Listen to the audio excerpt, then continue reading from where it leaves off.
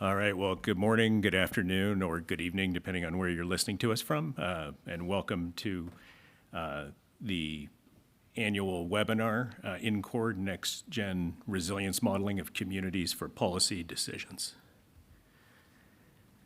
So in today's webinar, first I just want to say I'm John Vandelant, co-director of the center, and today you'll hear briefly from me and then Terry McAllister of NIST, and I will talk a little bit of just very briefly about the history of the center and then NCoE, what NCoE can do for communities by Katie Skakel, and then an overview of test beds and partner communities, and these are the NCoE outputs, Seaside, Galveston, Salt Lake by Dylan Sanderson, Kushan Amini, and Milad Ruhi, respectively. And then Sarah Hamadeh will come to us remotely from Stony Brook, talk about partnerships with Galveston, Salt Lake, and Joplin.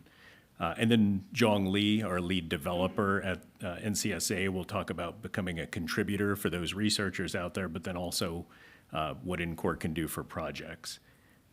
And then you'll hear about Project NCoE, nonprofit, as well as CEDARS Communities, that's the Community Disaster Resilient Zone Act of 2022, and what the future holds, and that'll be Jamie Cruz, my co-director.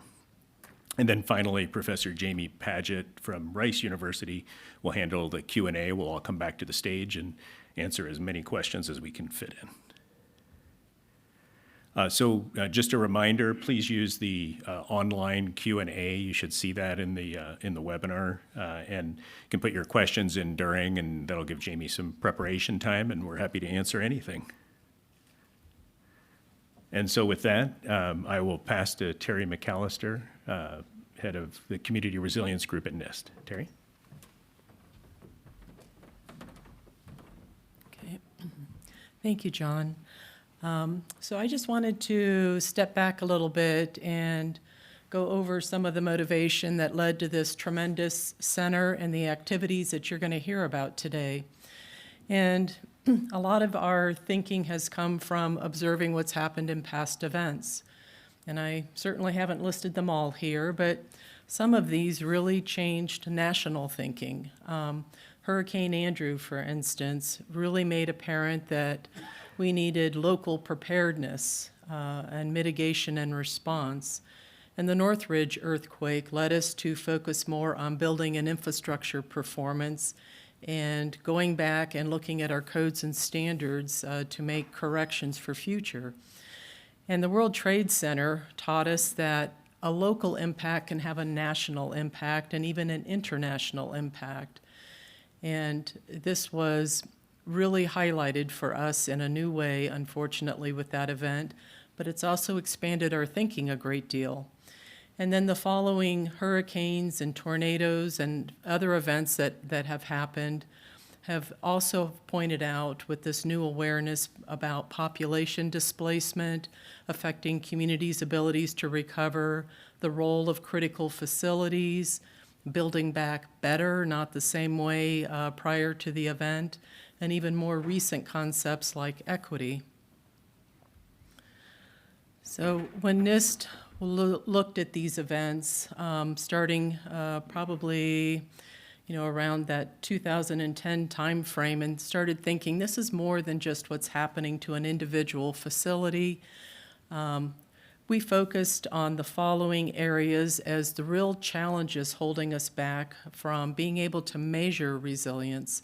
And that's metrics, data to inform metrics, models that help us integrate physical, social, and economic analyses, and then decision support, coming up with answers and solutions that help decision makers make their local decisions. And the plot on the right is just highlighting that resilience goes beyond pre-event and the immediate response after an event, but also includes the recovery. And science of recovery has been a big part of what this center has been focusing on over these last few years. So taking these events and thinking about what NIST started doing to work in this space, We held our first workshop for standards for disaster resilience in 2011. And just after the Joplin tornado and Superstorm Sandy, we established community resilience planning guidance based on national input and established a program at NIST, excuse me. And we also were very fortunate to be able to award a 5-year cooperative grant for a Community Resilience Center of Excellence. This was recognized as a new area that needed to be developed. And the center was so successful that we renewed it for another 5 years, and here we are at year 9. And I think you're going to be thrilled to see the progress and the absolute change in thinking and tools and overall understanding that's been achieved in this time. So the Center of Excellence was established to improve the performance of the built environment for natural hazards at the community scale.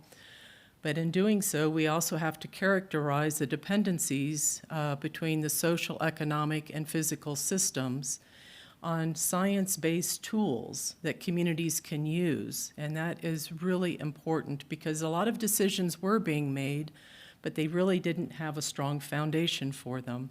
So the first 5 years really focused on the science basis, developing an understanding of how to achieve those goals listed at the top. And the second 5 years moved over to implementation. How do we actually make this something that can be used by communities and consultants and provide that decision support?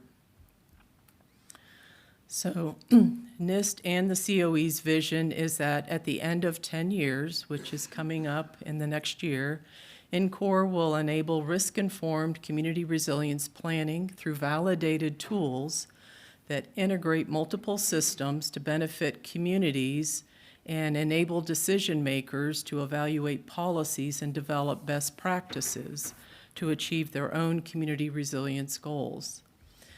And just to highlight, this concept of resilience was first articulated, at least from an infrastructure point of view, with U.S. Presidential Policy Directive in 2013, the ability to prepare for and adapt to changing conditions and to withstand and recover rapidly from disruptions.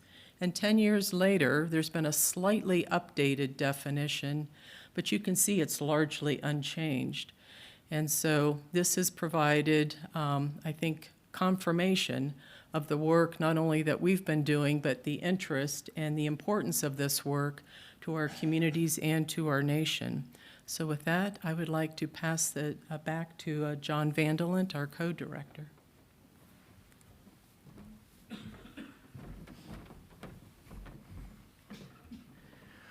So the center began in year 6 with the renewal, as Terry mentioned, with 3 thrusts. And this was the computational modeling environment for community resilience, which is what we'll talk about mostly today over the next 70 minutes or so, NCoE. And then the data science and the validation, and then decision support and end user engagement. And you'll hear about all of that. And so to accomplish that, we structured it around 6 major tasks. Of course, there's subtasks and other, and these are very intertwined, and the center was treated really as one large project. So somebody, there were people from many universities working on one subtask, and as you'll see as we go through today's presentation. I won't go through these in detail in the interest of time. So also, as Terry McAllister mentioned, when she said the word science-based, there's real science behind NCoE. And so these are the numbers. 207 peer-reviewed journal articles and counting, 17 PhD dissertations, 27 postdoctoral scholars, many in academia, some at government labs, and many in industry. 14 book chapters, and then 1 7-year longitudinal multidisciplinary field study that really set the stage for what future studies like that will be. And all of this feeds into NCoE, the environment that you'll hear about. So in community resilience, much of what the center is focused on is 4 areas of stability. And within those, we have a number of different metrics. And of course, users can define their own metrics. And for this, we look at population stability, economic stability, social services stability, and then physical services stability. What's important to remember is that when we think of community resilience, we think of it as a process. We don't think of community resilience as a point in time. A point in time immediately following the event is very important, and that's the emergency response and the immediate response. But really what we're talking about is that social and economic and physical recovery that's all intertwined. So once we have, so really to start, we define an integrated community model. So this, of course, has buildings that are assigned from a group of, and you'll see this in these examples that are going to be presented shortly, the test beds. Transportation networks, water networks, electric power networks, and then a computable general equilibrium model, and that serves to model the state of the economy before and after an event, and then social institutions as well as households, so households, hospitals, schools. So once we have that integrated community model, we then can look at the physical infrastructure, the economic health, the social services, and this is all within the umbrella of information science, a cloud-based system, which you'll hear about toward the end of today's webinar. And so modeling all the way from the damage and the loss and the impacts of the natural hazard on the community to the multidisciplinary recovery with those databases that I mentioned in Thrust 2. And the whole purpose of this is to look at alternative actions, so what-if scenarios, to improve or enhance community resilience and inform planning. And then ultimately, to be able to predict recovery. And speaking as not just a co-director, but a researcher within the center, I think many of us would argue that modeling recovery is one of the hardest parts of community resilience modeling. And here we see the Joplin testbed model, the residential recovery, and the commercial recovery. And so, as I mentioned, the computable general equilibrium model is critical to this to model the economy. And on the right, you see what's called a social accounting matrix. That's a simplified version, which is the input to that model. And then you'll also hear a little bit about the community resilience planning guide and its NCoE's enmeshing or integration with that. A shorter version of that published a few years ago was the playbook, a 6-step process for communities to plan and improve their resilience against natural hazards. And then integrating NCoE with the playbook to make it quantitative. NCoE architecture, again, Jong Lee will talk a little about this, so I won't go into detail, but it is a cloud-based computing system available to anyone. You just have to sign up for an account, and he'll explain how to do that. And then here are the resources, Project NCoE, and all of these links. Most of these links should be available on the Project NCoE website, and then here are all the links as well. And so with that, I'll pass to our planning and outreach coordinator, Katie Skakel. Katie? Thank you, John. It's kind of like we need a big high five for NCoE. It's an amazing resource for communities. It can do so much. NCoE provides support for communities to make decisions, information and data so that they can plan for current issues as well as long-term issues. Project NCoE is the nonprofit that's been created to proliferate NCoE, to make it user-friendly, to help communities understand how we can use it. We're doing this through training. We do virtual trainings. We do in-person trainings. We train practitioners, consulting firms. We also are working with several community disaster resilience zones. NCORE is available at the National Supercomputer Center, and anyone can get an account. It's open source. It's free to use through NIST funding. And if you have any questions, when you look at it, just have a conversation with us. It's a highly sophisticated modeling environment. It models social, economic, and physical impacts to a community. On the left, you see it's system-based, from electric power networks to households to businesses. What happens now and into the future? Why might a community use NCORE? It's highly accurate. It's very detailed. It is a notch, many notches, if you will, above other modeling environments. It helps communities with their hazard mitigation plans, their multi-hazard mitigation plans, their comprehensive plans. It can help with zoning ordinances. It can assist with issues like, where do we not build? Where can we do transfer of development rights? Really planning specific issues.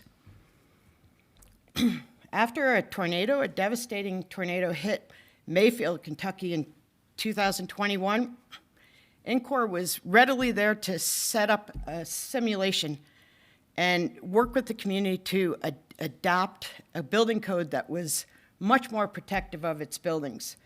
On the left side, you see the dark blue. That was the damage to the buildings. With the new code on the right, you'll see the lesser dark blue. And we did that pretty readily.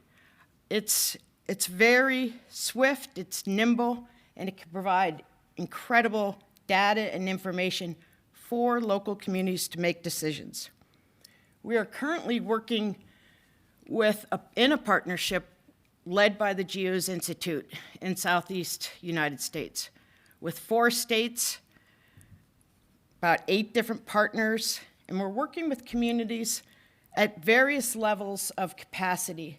Some of the counties might have a chief resilience officer, and some of them just want to be able to inform their elected officials that this is not a good place for us to be building.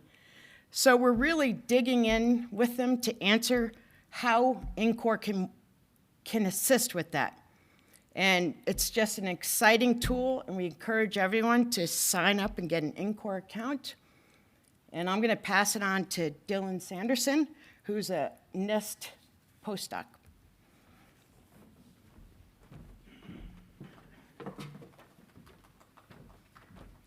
All right, thank you, Katie. So I'm going to talk about the Seaside testbed that we have in NCORE. And whenever I talk about or give talks about Seaside, I like to start with this aerial imagery shown on the right-hand side. And there's 2 things I'd like to point out about Seaside. One is that it's a really small community. And so in NCORE, we're able to model this community at a very high level of detail. And the other thing I'd like to point out about this figure is you can see some mountains in the background, but the city itself is a very low-lying community. And so off the coast of the Pacific Northwest is the Cascadia subduction zone. And this subduction zone is supposed to result in a major earthquake and tsunami. And because Seaside is such a low-lying community, it's subject to both really strong ground shaking and tsunami inundation. So Seaside's used as a multi-hazard test bed for earthquakes and tsunamis in NCORE. This slide shows some examples of the damage and recovery modeling we can do in NCORE for Seaside. On the far left-hand side is showing probability of each building being in a complete damage state for a 500-year earthquake and tsunami. The middle figure shows essentially a resilience curve across different infrastructure systems. So in NCORE, we have for Seaside, we have buildings, transportation, water, and electric power. You can see the initial loss in performance as well as recovery time of these infrastructure systems.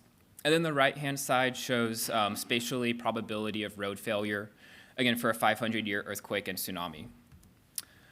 For this talk, I'm going to focus primarily on how we can use NCORE to simulate mitigation or different mitigation strategies. And I'm going to go through 5 different examples. And I think these 5 examples give a good overview of how NCORE and PyNCORE can be used with these different building blocks to simulate these different mitigation scenarios. So the first one I'm going to talk about is the computable general equilibrium model, or CGE model, that you heard from John earlier about. And so in Seaside, the economists broke Seaside into 3 different sections here. You have a coastwide sector, kind of this middle section, and then a more inland section. And so in NCORE, we're able to couple the building damage with the CGE model to compute not just direct building damage and losses, but also indirect losses.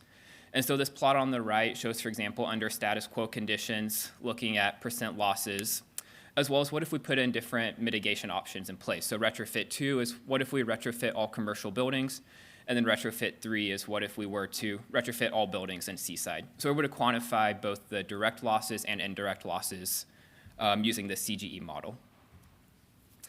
The second example is coupling the building damage with the optimization model in NCORE.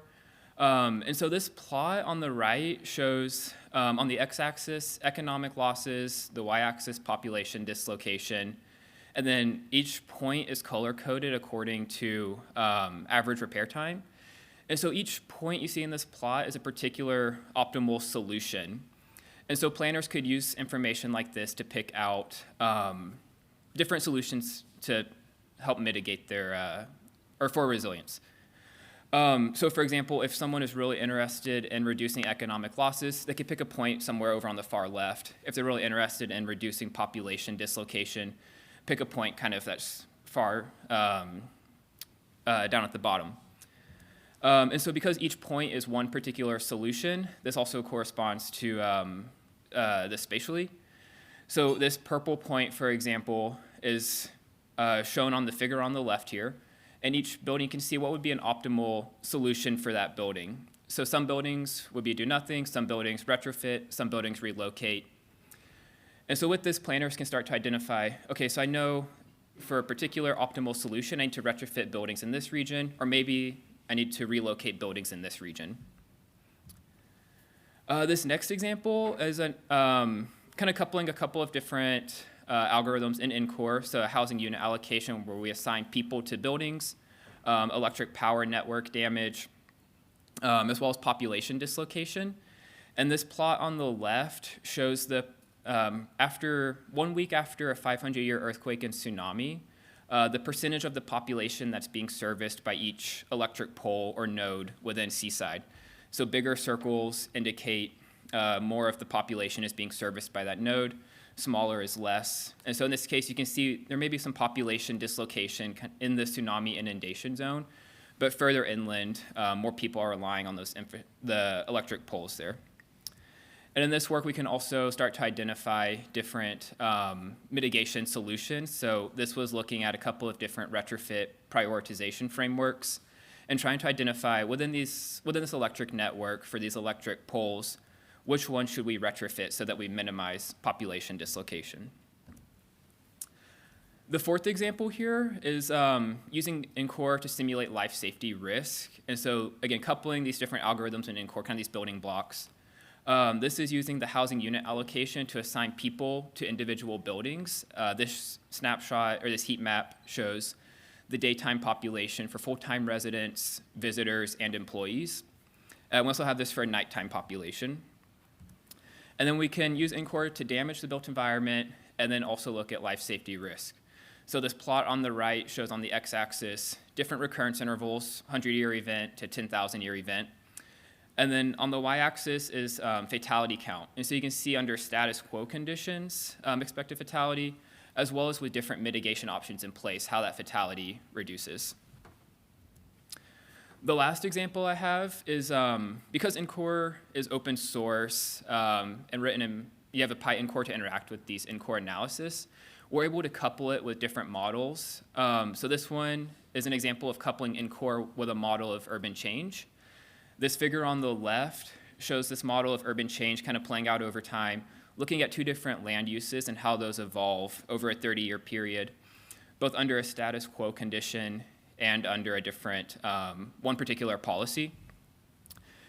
And then we're able to couple that with NCORE to think about what if a hazard were to occur at some point in the future.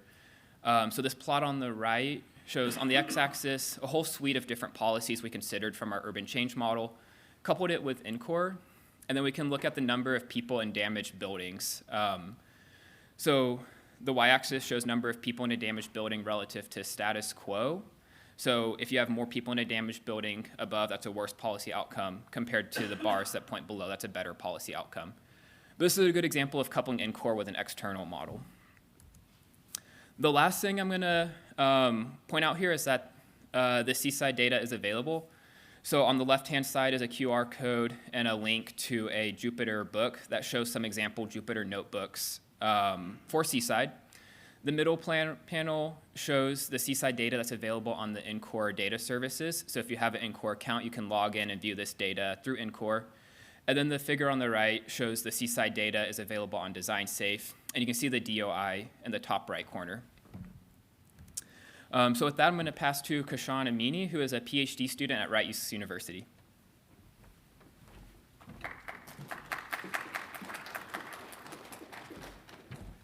Thank you. I'm representing a broader testbed team and will show the current framework along with some of the results related to Galveston testbed for coastal community resilience. Galveston Island, as you can see, is located in the southeast part of Texas along the Gulf Coast area and susceptible to storm events such as hurricanes, which makes it a suitable testbed for such analysis. And we can also validate some of our models with the historical data and events that happened in the past. Here you can see the whole framework that we are considering, and starting with hazard scenario and built environment inventory. You can see the Galveston Island. We are using the coupled version of ATSIC and SWAN softwares to get the intensity measures that serves as input for the rest of the models. Then we have building inventory for Galveston Island with more than 29,000 residential structures and with 17 different building clusters. Galveston Island has a big power network with more than 15,000 distribution poles and several substations, and also at the end we have transportation network with over 600 miles of roadways and 13 bridges. After we define our hazard scenario and built environment inventory, we can go to evaluate direct damages happening to the built environment. Starting from the building damage, here you can see the distribution of damage state levels for different type of hazards that can occur during hurricanes, such as inundation, wind, surge, and wave, and we can also evaluate the combined damage happening to the environment. As you can see, these kind of results could be really insightful. For example, different type of hazards can cause different damages in different areas of the island. Then we have transportation network damage. In the scenario that we have considered here, you can see the roadway and bridge failure probability. Most of the damage is happening along the shoreline, which is expected as the intensity measures are higher along the shoreline. Then we have the same results for power poles. Here you can see the failure probability of them. Again, the same trend, most of the damages happening along the shoreline. After we evaluate these damages, we can go to find out the initial impact of those damages to the built environment on community and people. Here we are using the socioeconomic data along with population dislocation model and computable general equilibrium model. Starting with population dislocation, on top right, you can see the households that got dislocated because of the hazard scenario and different reasons behind that, whether it was building damage or inaccessibility to infrastructures or both of them together. We can also separate the results more. For example, in the bottom, you can see the separation of the results for inaccessibility to infrastructures, whether it was for power outage or transportation inaccessibility or both of them together.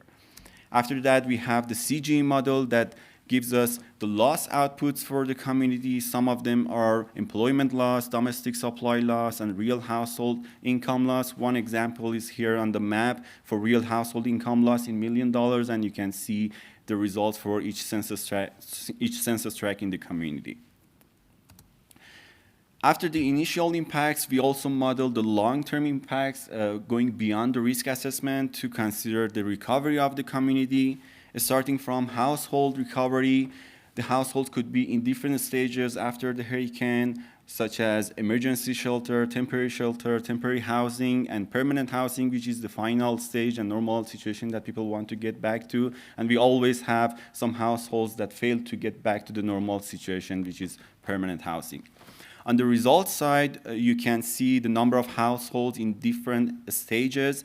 From left to right, you see the right after hurricane, 6 months after the event, and also 7 years after event. And from top to bottom, you see the impact of considering infrastructures in such results.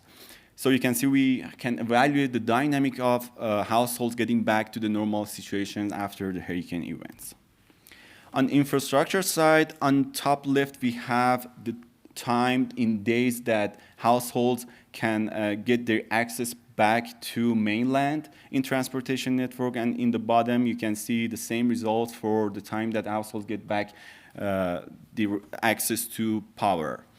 And we also can capture the trajectory of those recovery and try to optimize those recovery trajectories and be prepared for the next possible events. After evaluating all of those models and getting the results for them, we can aggregate the results in different objectives and metrics. One of them could be economic loss. We can also define some other equity-based metrics based on the results. And then the optimization model would get those losses, those metric evaluations, and tries to give us the best mitigation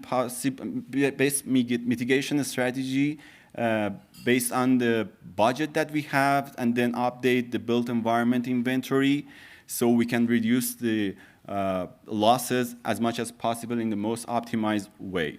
So the optimization model essentially will help us to get the most out of the limited budget that we might have for future possible scenarios.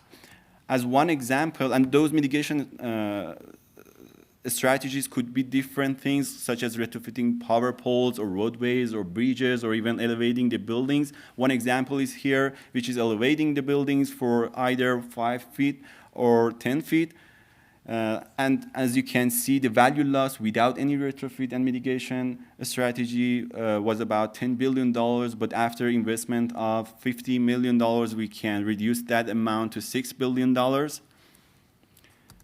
The good news is that you can also try most of these models and those simulations yourself. Here is a QR code for Galveston Jupiter book that you can scan and go through it and see all of the steps and the codes to run such a simulation.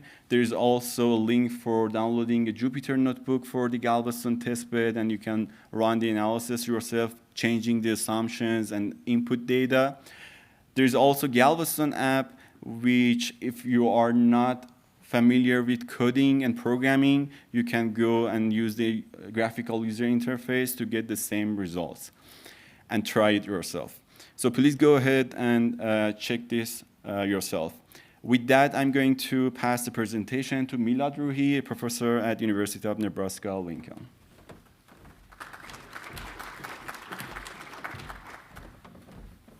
Thank you, Kushan. I'm going to present our partnership with Salt Lake County, SLC, Utah. SLC has population of 1.18 million based on 2020 US Census data with about 284,000 buildings. SLC is located along the Wasatch Fault, which is the Utah's most active fault, and it extends about 240 miles from southern part of Idaho to central Utah. In the schematic that you can see in this slide from Utah Geological Survey, so you can see Salt Lake City and I-15. In the right side, you can see Wasatch Range. In the left side, you can see the valley side, and also a representative of an epicenter of an earthquake that can disrupt functionality of the community. In the right side, you can see recorded earthquakes in the Utah region since 1850 to 2020, and the starbursts show main shock earthquakes with magnitude 5.5 plus and 6.5 plus. One of the major challenges that the state of Utah is facing is unreinforced masonry buildings, URMs. which are constructed without reinforcing steel, primarily using brick and block.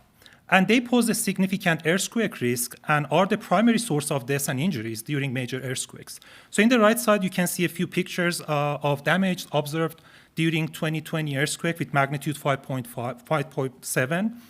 And while Utah has adopted codes that they do not allow URM construction since 1976, over 140,000 URMs still exist in Utah, making up 20% of occupied buildings. To address this challenge, we have partnered with Salt Lake, and we have had several workshops to assist the community to mitigate their risk. And you can see pictures from March 2023 and April 2024. Later, you are going to hear from Dr. Sarah Hamid about the partnership. But one of the main objectives of this partnership is to assist the community to optimize their seismic retrofit for achieving community resilience goals. We have developed a multidisciplinary approach to inform developing mitigation policies that align individual structural retrofit with broader community resilience goals and understand how we can improve this conceptual functional recovery curve through mitigation and retrofit. In the seismic resilience model that we have developed for Salt Lake, we consider infrastructure, social, and economic systems. In terms of infrastructure, we have considered buildings and substations. In this slide, you can see the method of approach that starts with multidisciplinary community data collection in terms of social systems, economic systems, and built environment. Then we perform seismic multi-hazard analysis in terms of shake and liquefaction. Then we run a damage analysis based on fragility functions to estimate probability of exceeding different limit states and use this information to perform repair and recovery analysis and also perform functionality analysis by accounting for interdependency between different infrastructure systems.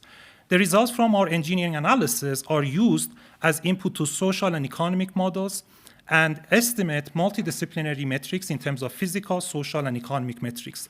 These metrics are the baseline of the resilience of the community. Next, we develop several retrofit strategies, and we can execute this entire framework to analyze the impact of different mitigation strategies on improving resilience metrics. And all the steps of this analysis has been implemented using PineCore.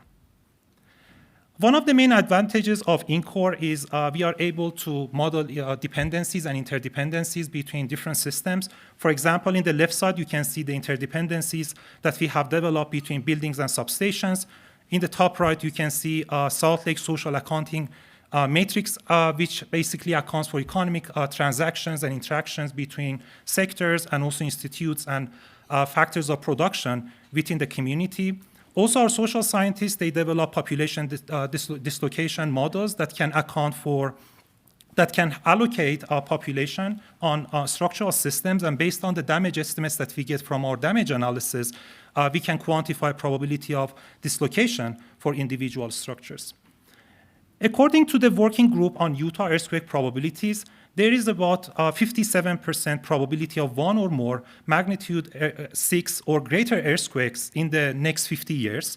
Also, a probability of 43% of one or more magnitude 6.75 or greater earthquakes within the community. So we have simulated two examples of earthquakes with magnitude 6.5 and 7.1 scenarios using Chiu-Yang ground motion prediction model. Also, since liquefaction is a major concern for the community because mainly many highly populated areas along the Wasatch Fault, they lie on soft lake sediments. So in the right side, you can see the data set that we have adopted in terms of liquefaction susceptibility for Salt Lake County from Utah Geological Survey. So this plot shows the integration of susceptibility map with building inventory data for SLC. And in this slide, you can see a summary of the seismic damage estimates that we have obtained from our analysis for two different scenarios. So in the middle column of this table, you can see most probable damage state estimates. In the right side, you can see the failure probability estimates, which allows us to characterize the seismic damage estimates for structures and also characterize the change in intensity of the earthquake. Next, to implement mitigation actions in terms of seismic retrofit, we consider seismic retrofitting of URM buildings within the community. We focused on wood or metal deck diaphragm retrofit, and in this slide you can see the on-retrofit and retrofitted fragility curves that we have used for the purpose of analysis that have been obtained by the research conducted by Jiang and El Nasha as part of MAVIS project. In order to estimate seismic retrofit cost, we use FEMA BCA tool, which provides estimates of retrofit costs for all buildings within Salt Lake.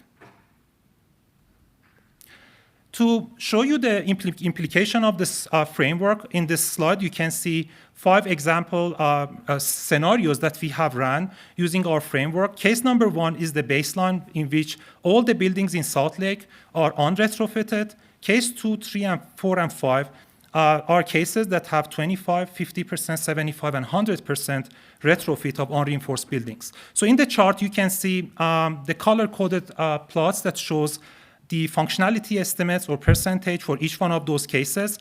In the left side, we have the functionality estimates when we only consider the impact to building structures. Then we have functionality when we account for dependencies between buildings and electric power network, and subsequent recovery 7 days, 30 days, and 90 days after the event. And we can chain our engineering model with social and economic models to quantify multidisciplinary metrics. I'm showing you one example of economic metric that we have quantified subject to both earthquakes in 2 regions, A and B. A is the northern part of Salt Lake City, and B is the southern part of the Salt Lake. So you can see the base value of the employment. And for each one of those cases, ranging from 1 to 5, so you can see the drop in the employment metrics and the percentage improvement through retrofit and mitigation. To show you another implication of this framework, so in this slide you can see analysis that we have done only for the Salt Lake City part of Salt Lake County, which provides building functionality estimates, no retrofit versus with retrofit, with a budget of $1 billion, subject to magnitude 7.1. So you can see by implementing this approach, we can characterize the improvements in terms of the functionality metrics and number of buildings that would be functional or non-functional given the scenario.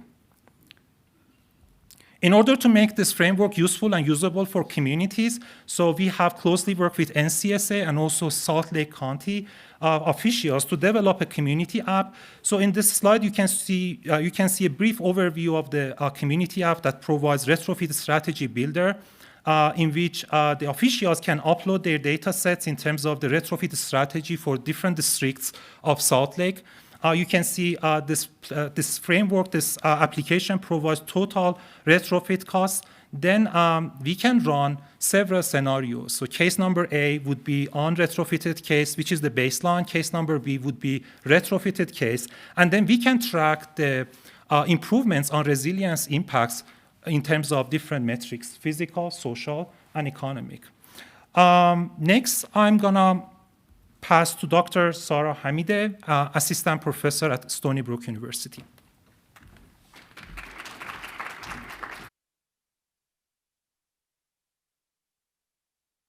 Thank you so much, Milad. I am going to share my screen, and I'm hoping that everybody can hear me okay, not too quiet, not too loud. Okay. Can I get a quick confirmation that the slides are showing on the webinar? Yes, we can see and hear you. Thank you. So I am going to walk you through a little bit of history and process and the outcomes that we have achieved so far with our efforts for using INCORE for resiliency planning with 3 real communities, which has involved a partnership starting from 2020 and still continuing. A quick reminder for everybody that INCORE, the way we approach the connection between INCORE and community users, which is different and separate from the use of INCORE as a platform for research community. The way we have framed it is along the lines of 3 particular services or types of services that NCORE can provide for communities. Number one, urban planners, hazard mitigation planners, all kinds of resiliency-related professionals in local government or private sector that work with communities can use NCORE models to estimate in a scientific way and project the impacts of a hazard along the lines of the different metrics that my colleagues just shared in their presentations. Number two, NCORE has this ability for projection of the benefits and costs along different what-if scenarios, benefits and costs of different mitigation activities that could take place and decided on for resiliency planning before an event, and also for being proactive about recovery policies, being prepared for the recovery phase. And number three, NCORE models altogether, not only they are integrated, but for a community resiliency planning needs, they provide a much longer time horizon than typical platforms or resiliency models provide to plan investments and make decisions for recovery. With that in mind, we started 2020 partnership project with communities with one really big picture major goal. We wanted to ensure that NCORE, not only for researchers, but also for resiliency planners in communities, it's useful, it's usable, and it's used. And these three things are different results. I do want to emphasize that a tool can be extremely useful, but not very usable in terms of its interface or the way it's applicable to the needs of communities. And it can also be very useful and usable, but not very much used. So we wanted to focus on these three. And as a result of that, we had two major objectives: pilot use of NCORE models with 3 testbed communities. I will show you what those 3 ended up being. And understanding from this use case sort of process, what needs to be changed in our models, in our input into models, in the interface of the models, and in different ways that models sort of are presented in the tool to the different communities. So as a result, we designed a 4-workshop process to be the structure, the big picture structure of the partnership. And the first 2 workshops, for the most part, happening through the pandemic. So we had to hold those 2 virtually. The first 2 workshops, number 1, had to do with confirming, checking, and also changing where needed the resiliency metrics that our partners, cities, and communities wanted to use when they think about resiliency planning, resilience investments, resiliency decisions. Dr. Van der Lind showed the resiliency metrics we had along the lines of the forest stability areas. That was the major focus of workshop 1.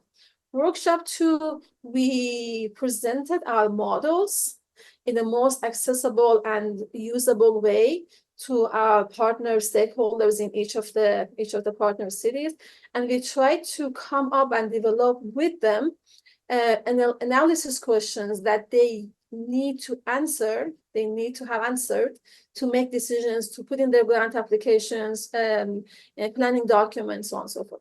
Workshop 3 and workshop 4 were all focused on hands-on experience and hands-on use of a tool that was developed by NCSA team called Community Resiliency User Application. It's a web application. The web application was built because we wanted to expand significantly the outreach and usability of NCORE, because we were not going to expect, and we do not want to expect, that urban planners, let's say GIS modelers, those kinds of practitioners who we are hoping to find this useful, we don't want to expect them to go into Jupyter Notebook or do play with the algorithms and use programming to access it. Web application was built, you saw some examples from Milad just a second ago, to make this more accessible. Workshop 3, we presented and used with the participants in our workshop anticipated hazard impacts in our models in the app. Workshop 4, we went one major step further. We were able to show, and participants were using and changing the inputs to see the benefit and costs along the lines of the metrics that we have based on our four stability areas of mitigation, policies and strategies, and recovery. I will show you examples of that. But before we get to the what we did in each workshop, I do want to mention very quickly that we had a pretty long and comprehensive process to select who our partner communities should be. We had 2 full long sessions with every one of our CoE researchers, 100+ CoE researchers involved. And we gathered input and also had long conversations with these modelers in the center to decide what shall we consider when we decide who should be, which city should be a partner. You can see those 8 criteria with their importance levels. But for example, just to highlight one of them, expressed interest for reasons that you see up there on this slide was a really important one. Data availability, as a modeler myself, want to highlight, that was also very important to us, because to build models for CDX, that was one of our partners, we had to have access. Of course, we do use some secondary data, which is available from our national databases, but we also had to have access to local data sets or some checking of the data sets. So data availability was also extremely important. As a result of this long process, we ended up with 3 communities. Galveston in Texas, Kushan showed some models for Galveston. That was our hurricane testbed community and community partner. Joplin in Missouri, our tornado case. And Salt Lake City in Utah, our seismic earthquake community. So there was a question in the Q&A for the webinar asking how did you work with communities for building the models? I do want to just make a distinction and mention that there are many, many testbed communities within the center that have been used to build, validate, verify different models. Only these 3 were the ones that ended up being our community partners. So for the models that were being developed for these 3, not just for modeling part, but also for the partnership, we had to develop certain tools. The one on the top, you can see, of course, good algorithms, good models, which involved working a lot with modelers, being sort of the bridge between the modelers and the community users. And then taking it to the next step, working with NCSA to develop the web application version that are more accessible for these communities. So the web application of InCore was really the central place, central tool where things sort of came together for the community partnership. To give you some examples of the results of our different workshops and give you a sense of the process in the next few slides. Like I mentioned, in the first 2 workshops, we're focused on understanding what questions do communities need to have answers to in order to achieve the goals that they have in the next few years, based on the priorities for resiliency planning. Here, to show you one example, this is from Galveston, Texas, which was our hurricane community. Given our priority area, just an example, we can look at housing needs. Priority area of housing, one of the questions they had was, we are very concerned about population displacement, but especially among this particular age group, among this particular type of housing occupants. So just to give you an example, and then we try to match which one of our models within InCore right now matches and can respond to that need. In this case, we have population dislocation. I will show you an example of how that played out for answering that question in just a few minutes. Another example, Salt Lake City, Utah was our earthquake community partner. One of the important questions they had was, given different earthquake scenarios with various epicenters, You could change that. You could in the models and also in the web application, the epicenter, for example. What is going to be the percentage of non-functional buildings, not damaged buildings necessarily, but buildings that become non-functional in these different seismic scenarios? And what would be the distribution of that functionality loss across buildings based on the income level of their occupants? This is just one example. We had lots and lots of questions that we tried to match with each of our different models to give responses to our cities. Now, I mentioned just a few seconds ago, the web application, the in-core web application for community users became the central point where things came together for running the community partnership. In the on the right side, you can see the hub page where each community, only members of the community who are in the resiliency planning team working directly with us right now have access login to use the web application, which is another difference with in-core. Several of my colleagues mentioned in-core is totally open access, cloud-based, anybody can create an account and access. In the web application, we group the models along our different stability areas. We have physical stability, the hazard model is there, and partner users can try that, can see the different results when they change the extent and change the epicenter, for example, for earthquake. We have population stability models that has housing recovery sequence model and population dislocation. And then, of course, we have the economic models that forecast different impacts along economic factors. Another part that is really essential to understanding how the web application works. Here on the right side, I'm showing a screenshot, which I understand it's pretty small in terms of size. I'm showing a screenshot of the steps of the app. And a really important sort of point of continuity here I want to mention is that the steps of the web application were designed and built in a way that they follow the NIST Community Resiliency Planning Guide. And very importantly, they are meant to capture and be a place for a community planning team to bring together all of the steps, the team, the recordings, finding guidance, so on and so forth, on a comprehensive set of steps for resiliency planning. And within those steps, we were able to embed and incorporate, where appropriate, the modeling pieces. One of them highlighted here, for example, in 2-4, you can see the characterization of the built environment.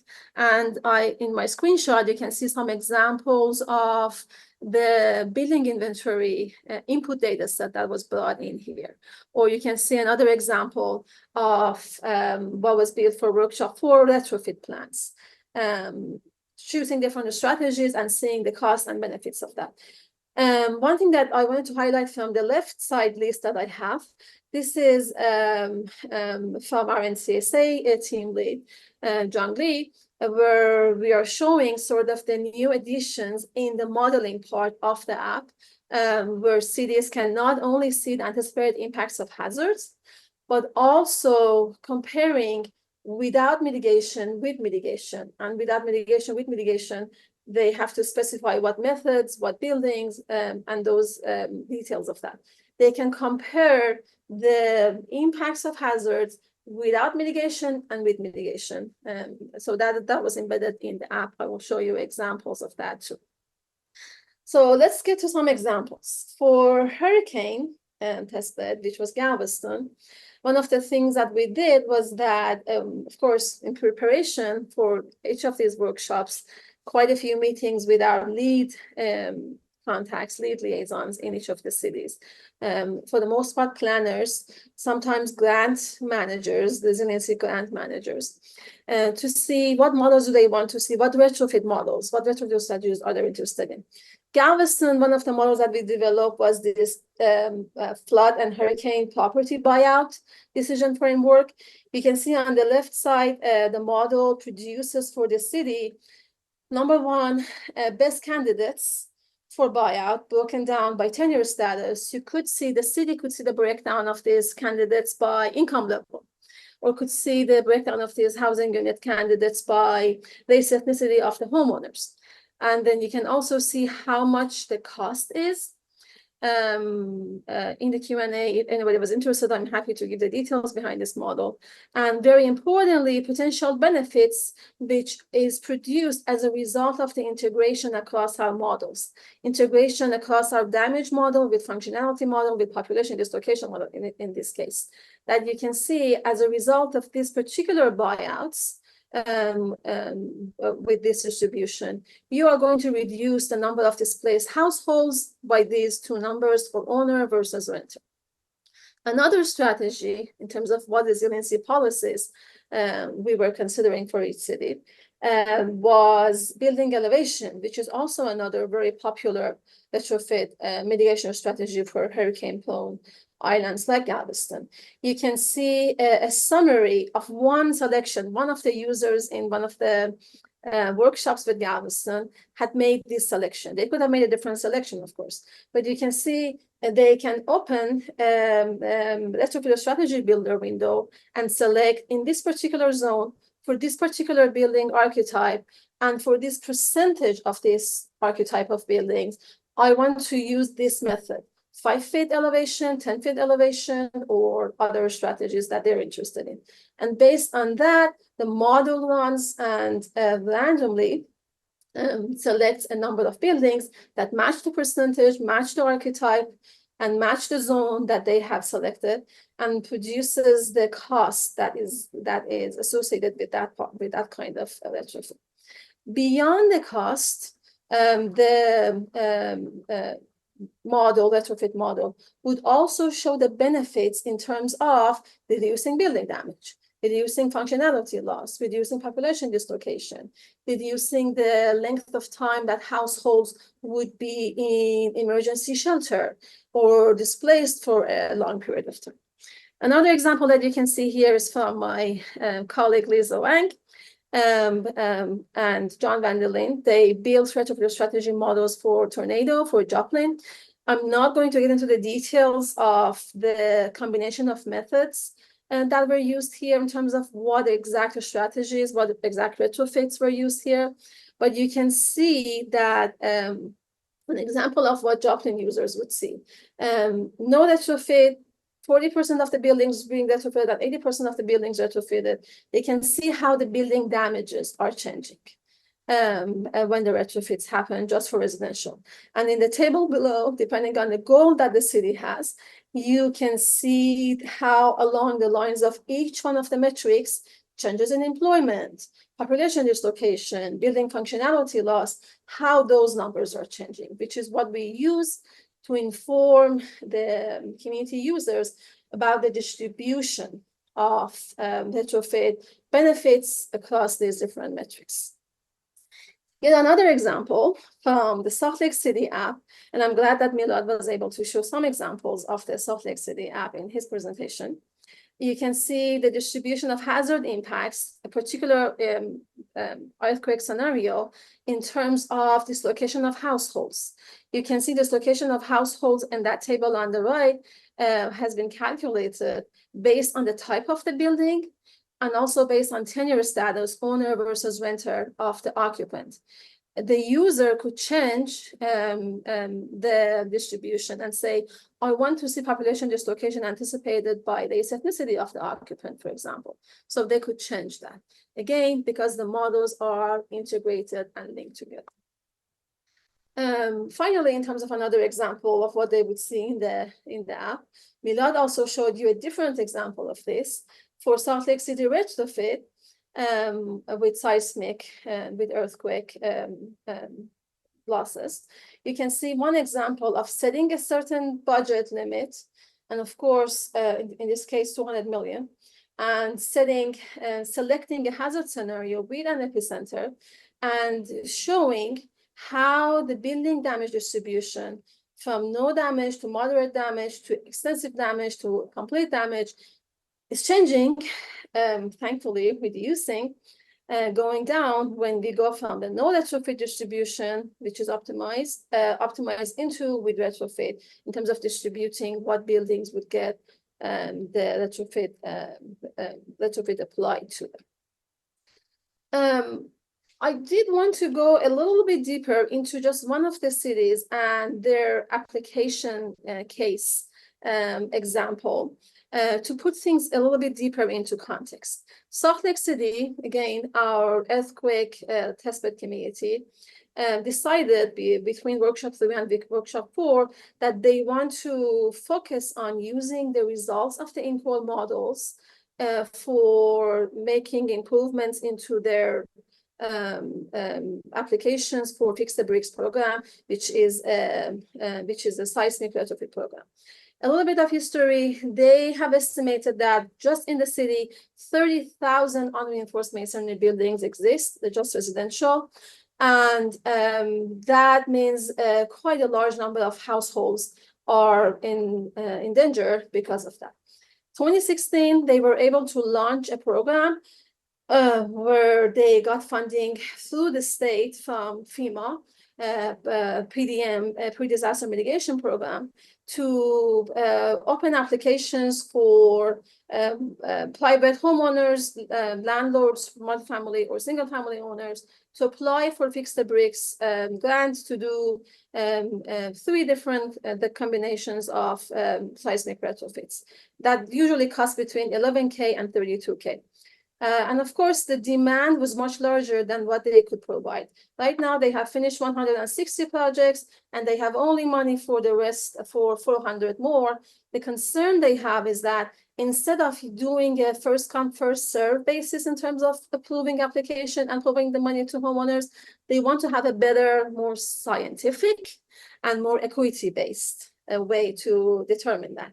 And they are very excited that our integrated models can, of course, give them an optimum combination of whether or not these 400 remaining people who they have money for and are on the wait list, what is going to be the benefits across the lines of, race, ethnicity, income level, and potential reduction in damage, what's going to be the optimum distribution of the remaining money.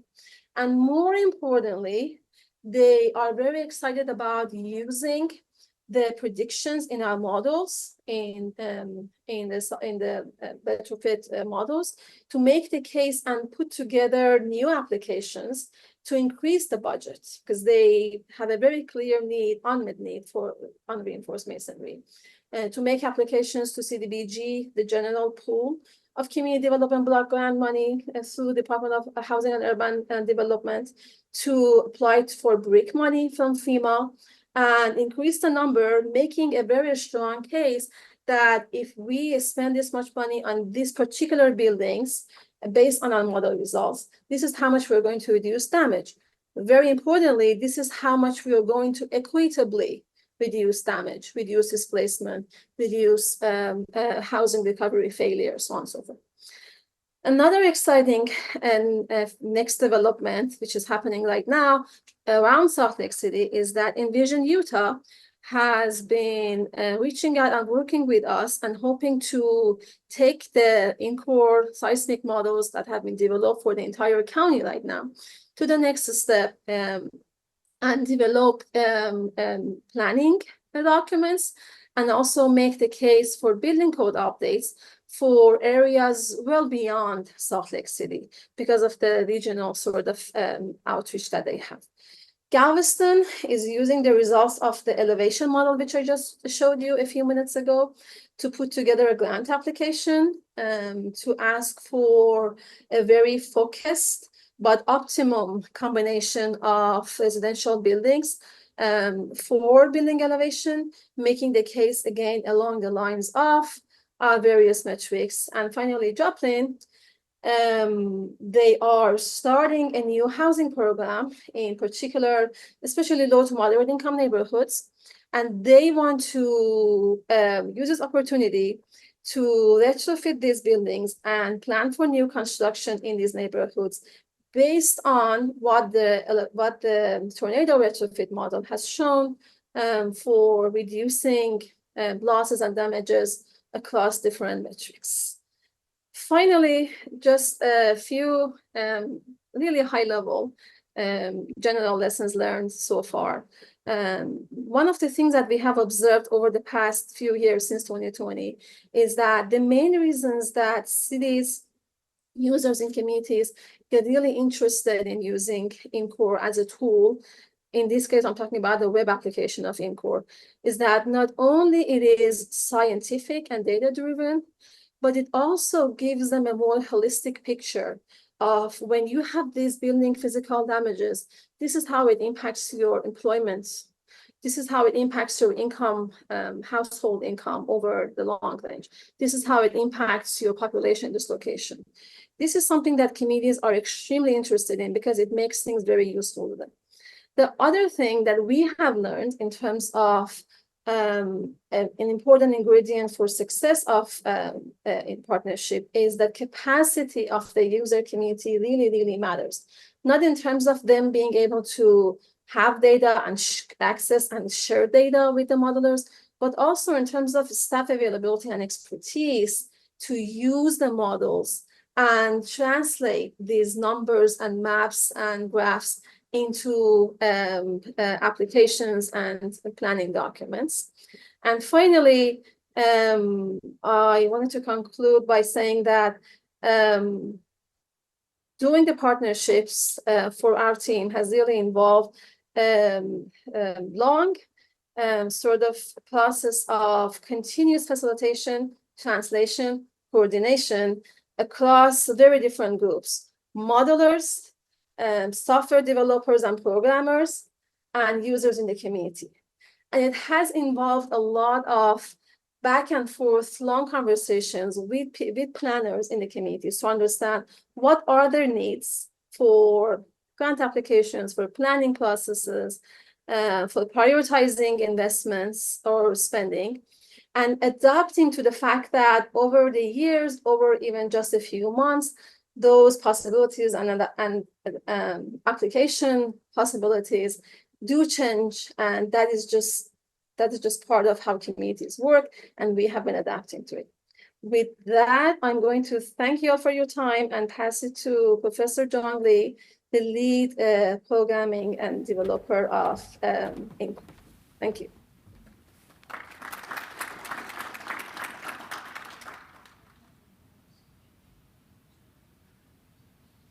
Thank you. I tried to skip to my presentation. Oops, sorry.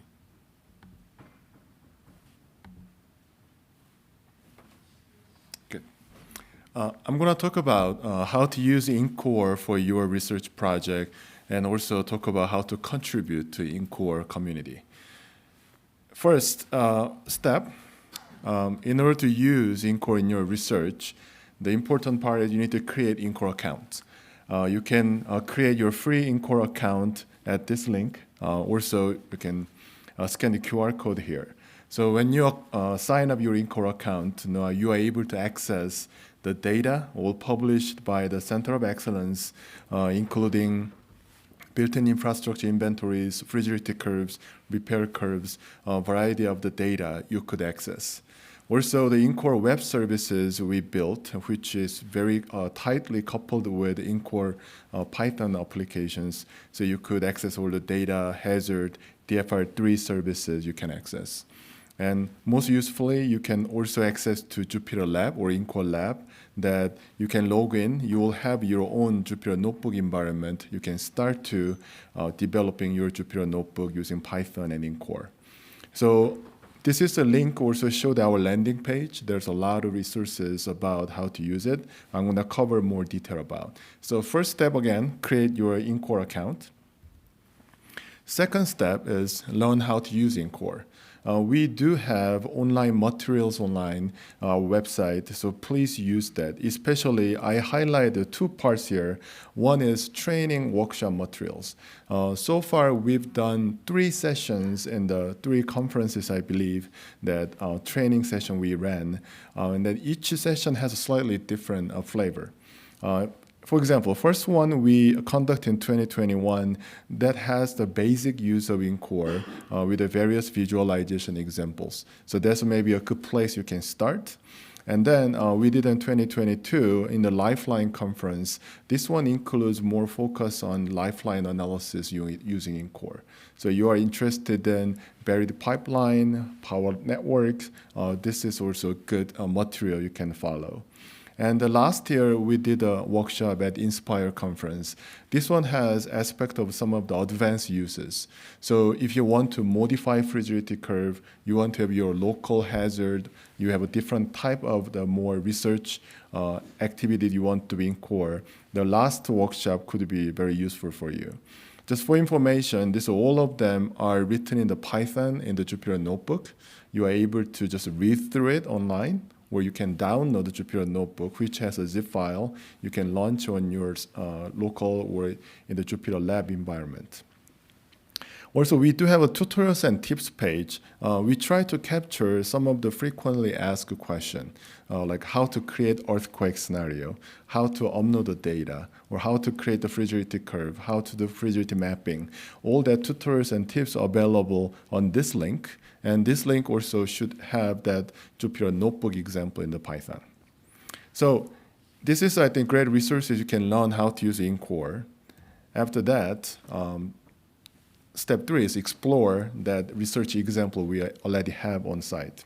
So you can explore the examples of community resilience researches via the testbed. I think we did have some of the examples already covered previous presentations, and then we posted the Jupyter Notebooks, which is you are able to run, and that those researches by yourself. So we have Galveston, Texas with a hurricane, Joplin, Missouri for tornado, and Lumberton, North Carolina for flood, and Seaside, Oregon for earthquake and tsunami, and Memphis metropolitan area with earthquake. So these examples are really good example to how you can design your community model for community resilience research. So please come to the site and then check out, and also please download those notebooks and try them by yourself. And then step 4, obviously now you can start your research project in InCore. The easiest way is you can log into InCore Lab, which is a Jupyter Lab environment. You can start your Jupyter Notebook. So I just give the screenshot of the 3 of them here. So easiest way, or most of the cases, you start with starting to developing your hazard model for your community. So you can see that a lot of examples already from the previous section. So you can use those examples and snippets of the Python code to create your scenario hazard. And then obviously you need to start looking at some fragility curve if you do the damage analysis. So there is a method and examples you can navigate. And if you want to modify these fragility curves, we have some examples already mentioned that you can, using that example to shifting or modify the fragility curves. And then you could definitely do the damage analysis using inventories and fragility curve and tornado to do your analysis. We do also know we got a lot of questions about the data, how to create the data, how to manipulate the data. I think that's the most crucial part of your research too. And then we do have some examples online, but if you have now 5 questions, then please ask. So step 5 is while you are learning the InCore or doing your research, I think you do have questions and ask in these channels. The first recommended one is please use InCore Slack workspace. So you can log in, you can sign up in the link there, and then log in, then you can ask the questions in different channels. But there is a general channel or InCore channel. You can ask a question about just understanding of InCore or some question about researches. Or I create this hazard data set for earthquake, it doesn't work. You can ask a specific question. We do have InCore Developers Office Hour. We try to have that in 2 to 3 p.m. in U.S. Central Time on every Friday, except holidays, please. So you can ask at those times our developer, at least 2 or 1 or 2 developers online, try to answer your question as soon as possible. Obviously, you can send an email to us. This is email address you can send us. And then there's a more extensive user guides you can find online. So this is our 5 steps, how you can start your research. And then please ask us questions through this channel. Next part is very different content, how to contribute to INCORE. Now we talk about using the INCORE. Now you have some ideas or some of things you want to contribute. There's two parts about how you can contribute INCORE. The first part is, if you find a bug, if you find a problem, if you have a suggestion, please report to us. So this could be a little bit technical, but we do have a way you can report in INCORE GitHub repository. So you could report some of the bug you found, or you have some suggestion you have, please report to us so that we are able to work on this. So when you report, you need to provide some description or how we can regenerate your bug so that we are able to investigate the issue. Another thing is, if you find any security issues, that's slightly different. Please do not post in the INCORE GitHub. That's a recommendation regularly on the open source community. You can send us email. So that's a more formal way to report the security issues. So this is the one way you can contribute to INCORE. If you find something, you have some suggestion, please let us know. You can send us this report through the GitHub issues, or even you are very intimidated by using the GitHub, then please talk to us through the INCORE Slack or email. Second big part is now finally, if you have a code or data or documents, now you want to contribute to the INCORE. We do know that this is a little bit technical because we are using GitHub environment, so that there's a certain way you need to follow some process to submit or contribute your changes or a new addition to it. There are some jargons here, which means that this is the terminology used in the Git methodology, but I can just explain briefly what it means conceptually. This top part, orange boxes, create GitHub issues, which means that it's like a letter of intent. So you can just let us know what you want to do, or let us know what you found, and let us know what kind of new analysis you're going to develop. So that's a letter of intent. And then green box is actual coding, or actual data, or actual documentation. You work on it. And then last, the blue box is you submit your work so that you could review your changes and understand what that is. So there's some of the term we are using is first create GitHub issues, green box fork and work on it, and then blue box create pull requests. It's very different term, but conceptually, this is what we want to do. And then we currently prepare very detailed documentation about how you could follow these steps. So you will find out those documentation in INCORE GitHub repository, and we're going to communicate with you through our INCORE mailing list. And then I'm going to pass into Jamie Cruz, co-directors of Center of Excellence.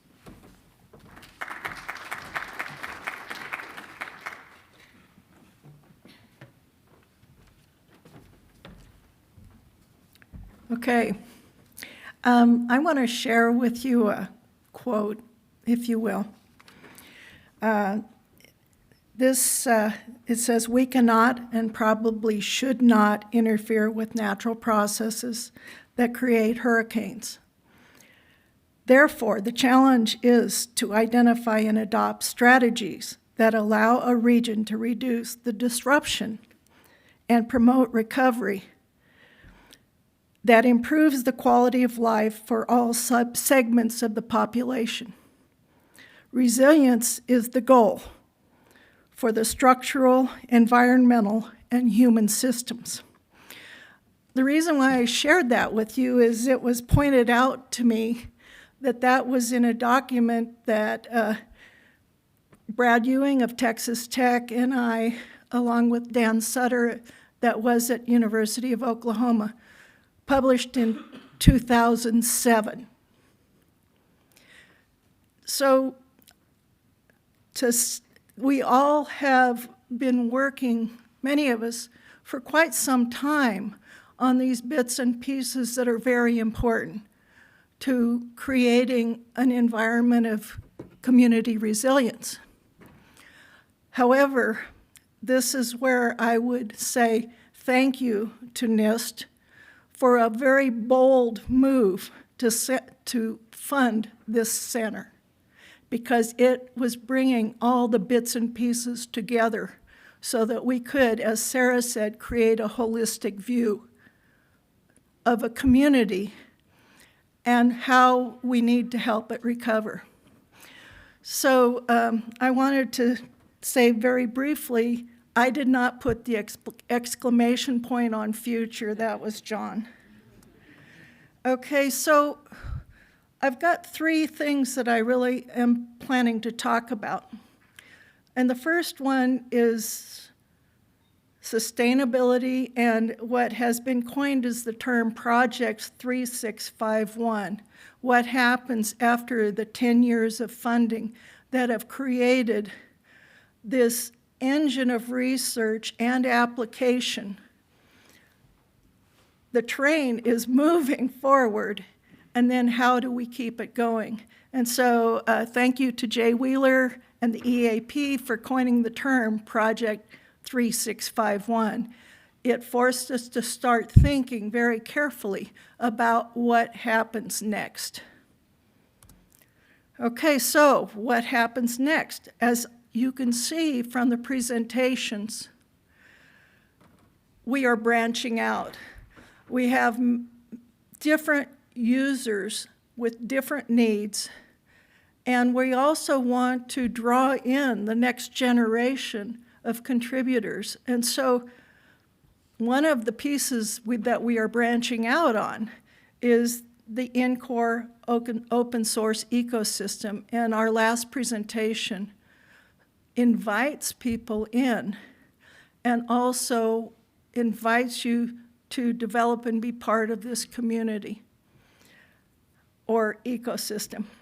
The second piece on that is the NCoRE platform, the open source platform that will exist, and it will serve the advanced users. It will also serve educators and the research community, and hopefully the line between those first two branches gets blurred. So advanced users also become contributors to keep the science going and keep the applications new and important. The third branch of this is called Project Impact, Project NCoRE. FEMA will like that because there used to be a Project Impact. Project NCoRE.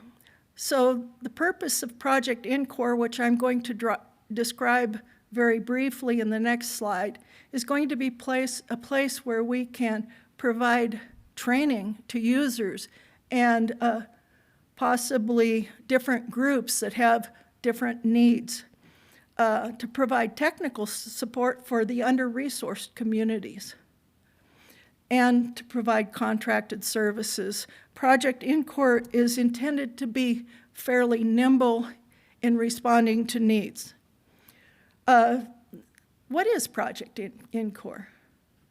So Project NCoRE is a nonprofit. It's organized under the fiscal sponsorship of Community Initiatives that's headquartered in Oakland, California. What does Community Initiatives do? It provides what it describes as the infrastructure for nonprofits. So all the compliance and financial workings of a nonprofit are going to be provided to Project NCoRE through Community Initiatives. And so this is what I would call an intermediate step that as time goes on, if the need becomes apparent, Project NCoRE will become its own 501c3 organization. Okay, as I said before, we're talking about contracted services. And the other piece on this is, since we are talking about a 501c3 charitable organization, this is the place where donations, charitable gifts, foundation support can come in and go out in the form of, say, like technical support to underserved communities. Okay, these are examples of some of the current Project NCoRE projects. Okay, so for instance, there is a study of the impact of recovery funds on different communities within California. and what triggers the release of resources, whether or not that is necessarily equitable to under-resourced communities.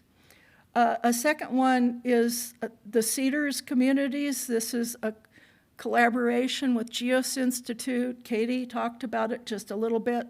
I'll say a little bit more about that. And then this idea that this is the place where we can provide the user training, an introduction to NCORE. Okay, because of this formation of Project NCORE, a requirement that we created a minimum 3-member advisory board. And with all due respect and thanks to our external assessment panel, I want to also introduce the 3 individuals that have agreed to be on that advisory board. So chair is Francis Bouchard of Marsh McClellan. Focus is insurance industry and climate change. Jonathan Jackson is co-founder and CEO of Dimagi, has experience with open source software development and delivery to the health community. And somebody that's probably familiar to many of you is David Pravat at University of Florida and also part of the ATC. So thank you to those individuals. Okay, what is a CDRZ community, CDRZ? This stems from the Community Disaster Resilience Zone Act that was signed into law in 2022, so relatively recently. It amends the Stafford Act, which is the basis for FEMA and all the good work FEMA has done. Okay, the goal behind this CDRZ Act was to drive resources, whether they're private or public resources, to help the most at-risk and most in-need communities to support and improve resilience.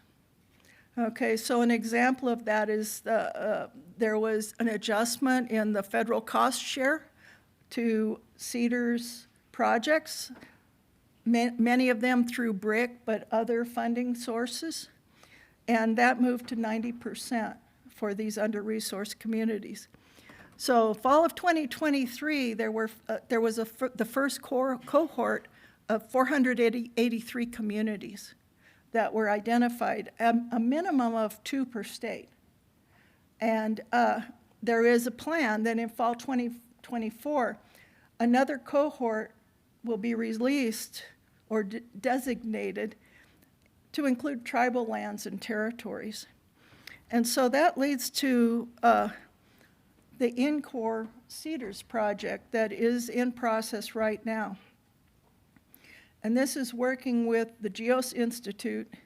And this little map on your right shows the communities with CDRZ designation in this target area. And so this is, some would call this as a target-rich area because there are so many communities that have been identified here. And so what we will do as part of this collaboration is we will work with 6 to 10 of these CDRZ communities with NCORE to provide the technical assistance for them.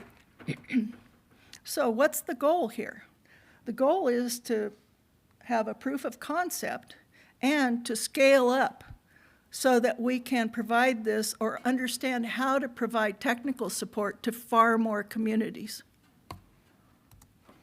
Okay, the last piece on this was, to infinity and beyond, or the future. But so in order to look toward the future, I would take a moment to look back. Okay, this slide represents the 12 universities that were part of the original consortium. Actually, there were 9 and 3 were added very shortly after the formation. So the question is, how have we leveraged this? In order to look forward, we can't all have gray hair. Okay, we need to look at how we have leveraged the tremendous brain power that has been applied to this. And so this little map shows not only the collaborating institutions, but it shows where students, graduate students, and postdocs are now located. So we've leveraged this. And so the network across academic institutions has definitely expanded. Not only has it expanded into the academic environment, but it's also expanded into important organizations like NIST, the World Bank, and into private industry positions such as Verisk, Moody Analytics, AIG, Boehringer Ingelheim, Guy Carpenter, AON, and others. So our network has definitely expanded, and that is part of this engine moving forward that hopefully we can continue. So NCoRE has had an impact, and it will have an expanding influence. Okay, our network has leveraged knowledge and training from the Center of Excellence to the individuals trained here have garnered National Science Foundation Career Awards. I counted at least 3 of them. At least 2 NSF Coastlines and People hubs, 1 small hub, 1 large hub, and NSF EPSCoR awards and others. So we're leveraging what we have accomplished here in ways that are very important. The pathways to open source ecosystem will expand the network of contributors. NCoRE has moved into the college curriculum, and hopefully that will continue to take place because that also fuels the next generation. Okay, Project NCoRE is providing the nonprofit mechanism to seek funding from charitable donations to provide technical support and fee-for-service subscribers. Okay, so I would argue that the mission is important. We all look forward to what the next chapter brings. And lastly, I want to share with you a 1-minute video. Let's see if I can get this guy going. Okay. That should go. Most advanced community resilience planning tool in the world today. It's a computing environment to look at resilience assessment for communities in terms of how they could expect to recover from some kind of a natural hazard event. It provides information on the real impact of the hazard, not just the direct losses, but what happens over time to a community and how do you resolve it. It makes it possible to look at what might happen in the future if I'm faced with one of the hazards that my community is worried about. So for some communities, that's hurricanes with the associated wind and flooding. For others, it is earthquakes, and some communities are multi-hazards, and so they can look at all of those possibilities and say, how can I not only protect myself, but how can I create policies that are going to allow me to recover more quickly, take care of all of the people in that community.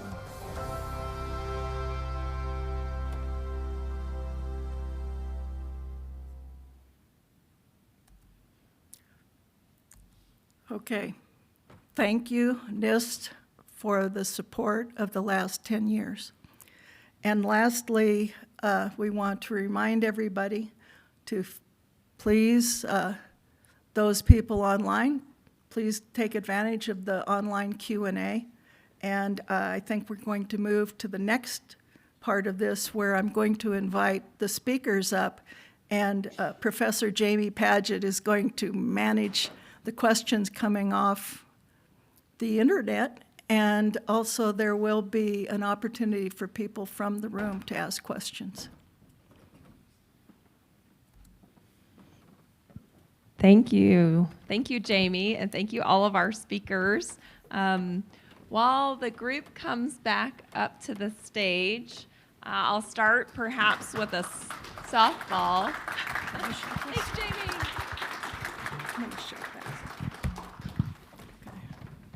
We'll start with a softball, but it was asked multiple times. People want to know if they can access these slides and materials after today. Yeah, I can answer that. Yeah, absolutely. They'll be posted on the NCoE YouTube channel, and we'll get that pushed out. It's the link is available on the center web page as well. Great. So check out NCoE's YouTube channel. I think the first question that came up very early on, Zhang Li, you addressed somewhat, but I think it's important. Yusheng Wang first thanks the group for hosting the seminar, and said this is that they're a new NCoE user and have a general question about enhancing code traceability during the debugging process. So when using PyNCoE, how do you understand what's happening behind the scenes, and are there tools and standard procedures to really understand what's happening step by step? Yes. Can you hear me? So one thing is in terms of material-wise, I mentioned the workshop 3, which Inspire Conference workshop training material, actually has very extensive explanation of what's going on behind the scene. Now, technically, if you want to know what's really going on, you can use in Jupyter Lab. It does have a debug mode, so you can turn that on. You are able to trace the code step by step. Or you could use any other some software like a Visual Studio Code or PyCharm, any IDE, you could use in debug mode. You are able to go through step by step, even behind the scene of the oldest code underneath. Great. Thank you, John. There was a question directed to Sarah, and so perhaps we'll start with you, Sarah, and if there are others that want to add to it. This came from Naveed Atari.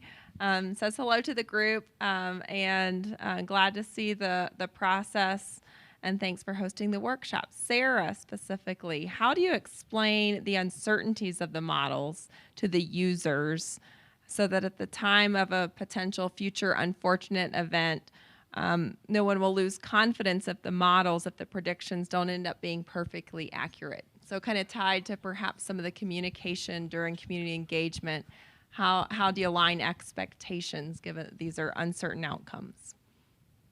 Thank you.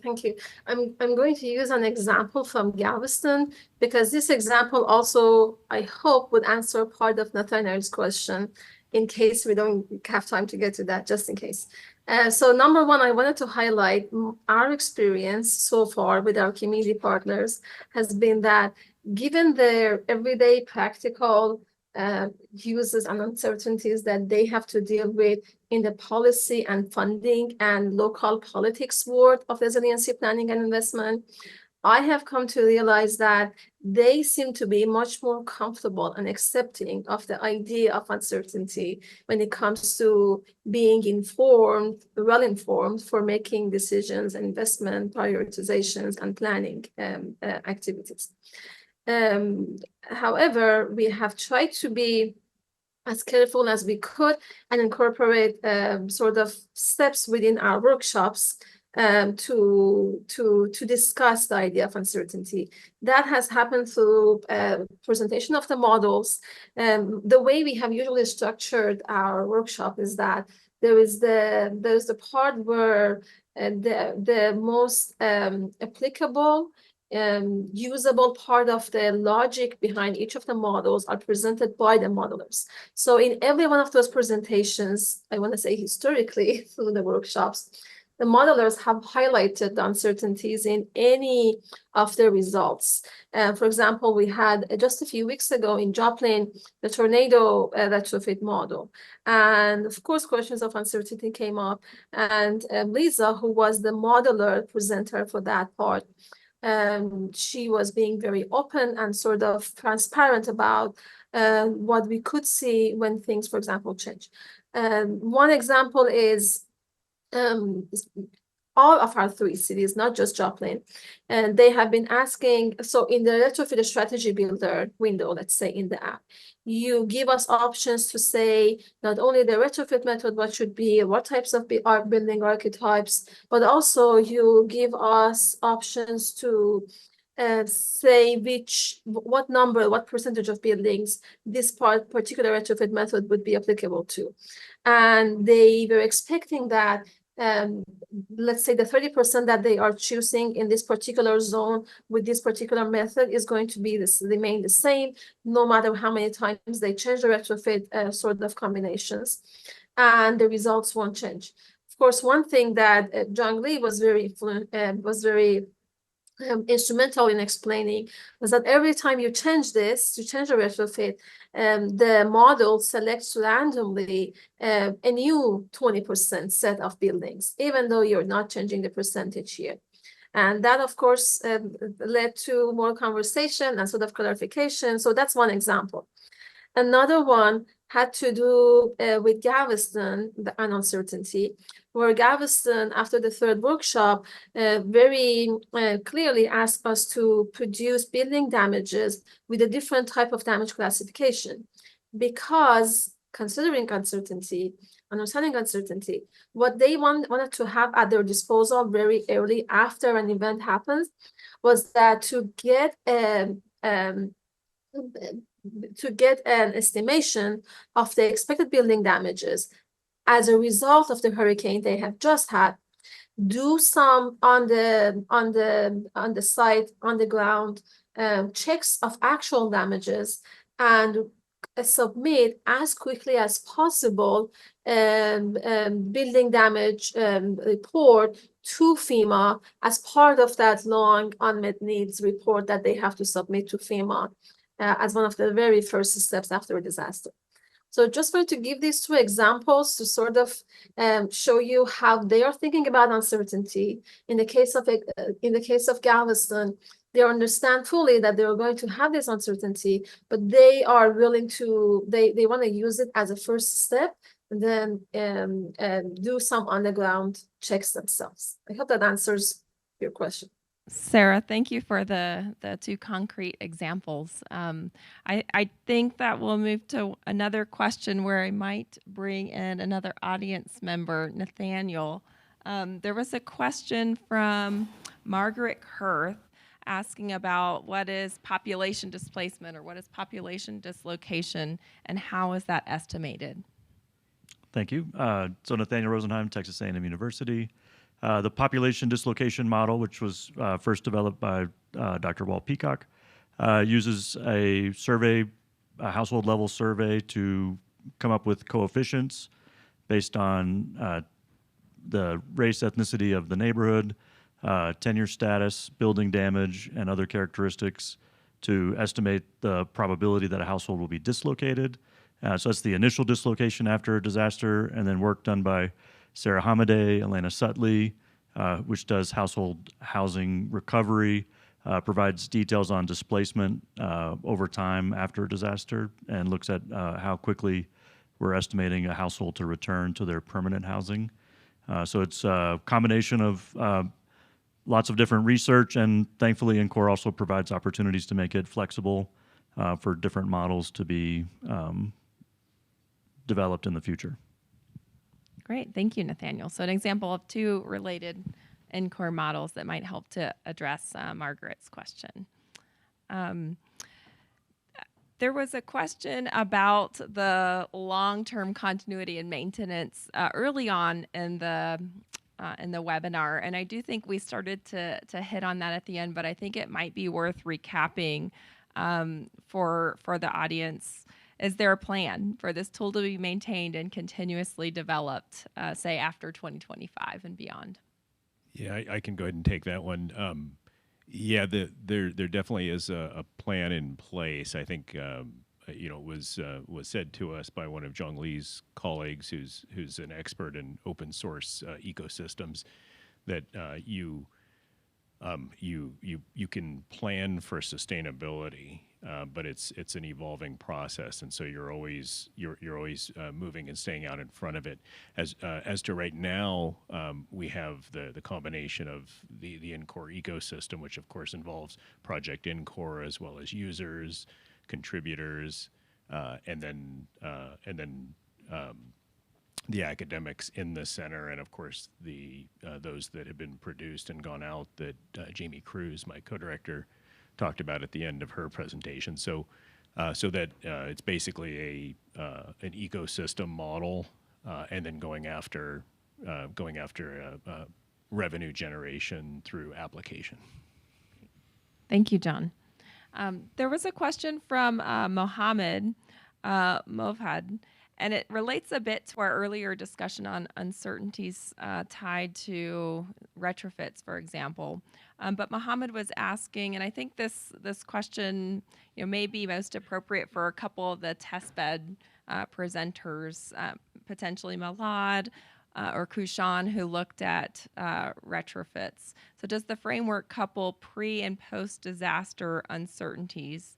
For example, does it consider uncertainties in the effectiveness of retrofitting measures and what-if scenarios, or corresponding uncertainties in the recovery modeling itself? Thanks for the question. So I'm going to go back to the question that we also had earlier. So we understand we have this chain of uncertainties in each one of the analysis: hazard analysis, damage analysis, fragility curves, retrofit curves.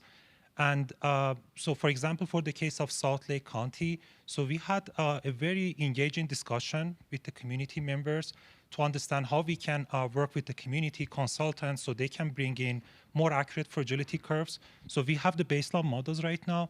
So we understand that we need to improve each one of those models. For example, we can bring in stochastic event sets for the purpose of, let's say, seismic hazard model. Or for example, for the fragility curve, so we can have more accurate tuned fragility curves that is representative of each one of those communities that we are working with.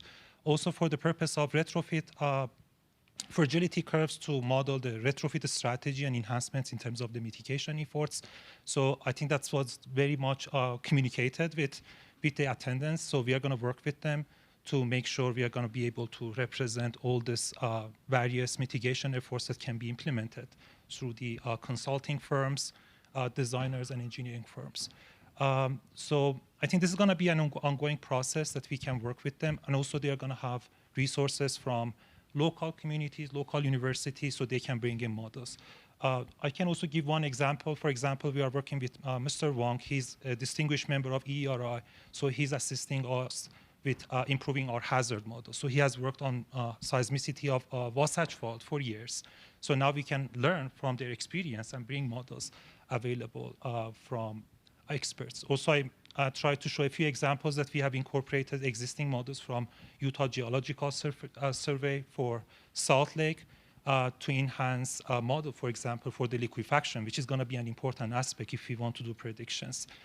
I think that's my answer for this question, if somebody else would like to.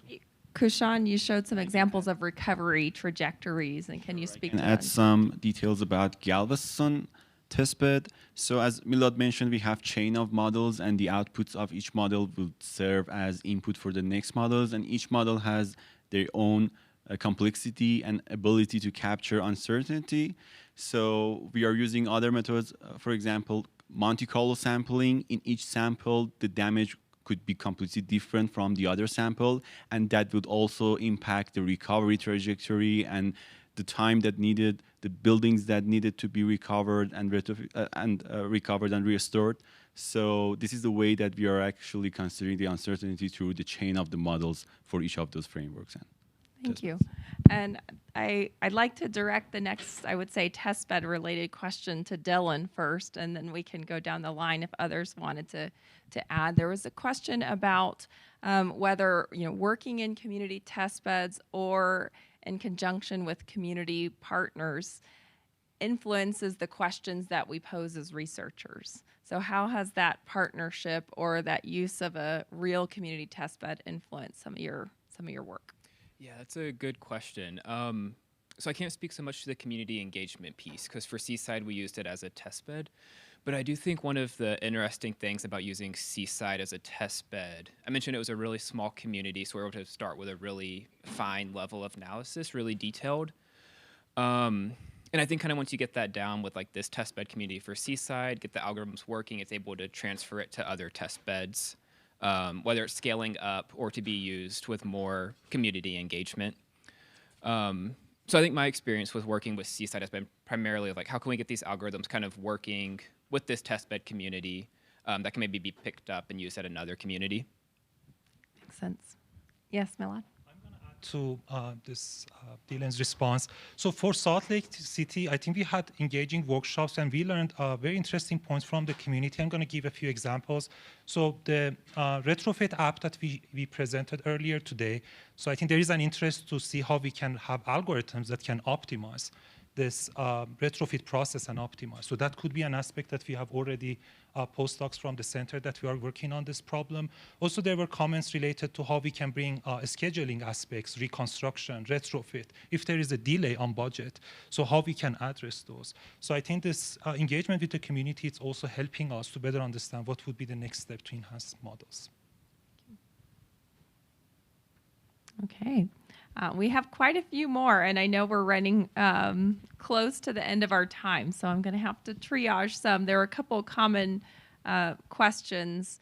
Well, one is related to partnerships, and this was directed to you, John, and perhaps you as well, Jamie. Does the center have international collaborations with other organizations or research centers and universities that might be interested in NCORE results? Is this a future plan or opportunity to collaborate? Yeah, I guess I'll start, Jamie. Yeah, that's a great question. So right now we have used we've used some of the modeling in partnerships with colleagues in the EU, but have not really pushed it out beyond that. We are looking. At least in the relatively, next year to 3, in trying to apply it to beyond the U.S. to where there's data scarcity in developing countries, those types of models and things. So, and really along that same vein of helping communities that are at risk and even countries to sea level rise. So we feel like the technology developed by NCSA is powerful enough that it could model things of that size.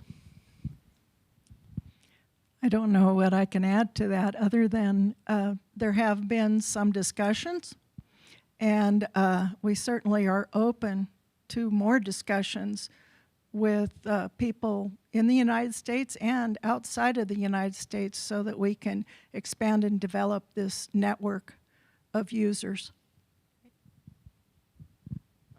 Just make a quick comment about the international users. That we keep track on the user base. That definitely recent 6 months or within a year, we have a lot of increase of international users sign up in NCORE and using it. Say the last thing, adding again to that, Jung. So those users, if you're part of a center and you want to talk partnership, we would love to, because again, it's all about the open source ecosystem. I just wanted to mention that our federal partners are really coming together. We work closely with the American Society of Adaptation Professionals, ASAP, and NOAA, and climate adaptation and mitigation are kind of melded together, if you will. So the climate adaptation world is quite interested in NCORE, and it's a great opportunity for partnerships. So Katie, while you have the microphone, there was a question that I think you might kick us off with an answer. So the comment was that there were 5 steps discussed for researchers to use NCORE, and there's also steps for local communities that are interested in using NCORE for hazard planning, for example, mitigation or recovery. So what's the plan for facilitating those local communities and planners to use NCORE? Thank you for that question. We do have a strategic plan. It just hasn't been finalized yet, and a business plan, but it's not finalized. But I would say at this point, communities can reach out to us either through our email or NCORE site, go to our trainings, request training. We've been doing training for consulting firms, and we encourage that. We also have a list of grants that are available to communities, and that's constantly being updated. So for communities that just don't really know what NCORE can provide, there's communities that have plans, but it's really great just to have a conversation with us. The conversations we've been having with navigators and communities in the Southeast have just been amazing.